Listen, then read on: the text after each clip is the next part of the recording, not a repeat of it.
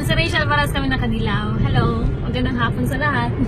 Nandito kami sa Nakalive yan talaga? Hindi, sa Facebook, sa Kakao lang. Hindi ako nag-live. Basta mag-live sa Kakao. Ayoko, te. Sige, na lang. Ayan.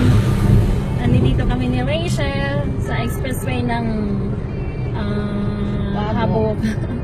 Kaya na niya. Kumusta naman?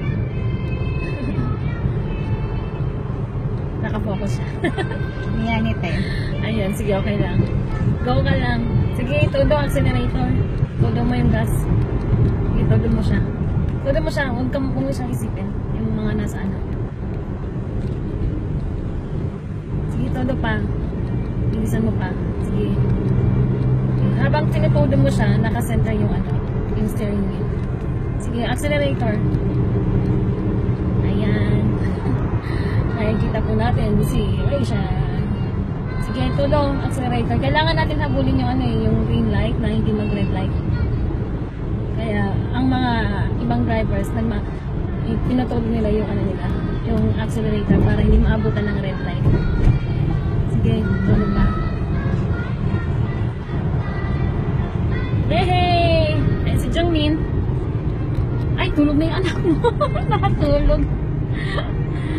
Tulog siya. Alam mo ba, yan ang pampatulog dyan, te. Sasakyan. Okay. Siya.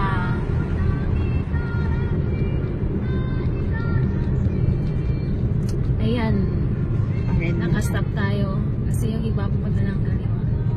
Actually, pwede mo siyang ano, subukan mong mag-stop, tapos itaas mo yung handbrake para hindi ka nakaapak sa ano, sa apakan. Huwag na, te.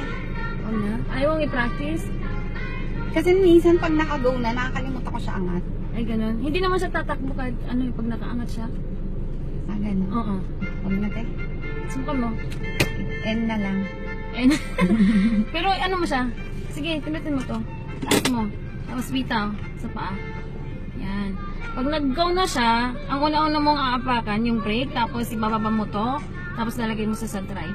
Okay. Kaya mo yan. The best ka, te. Ayan, sige.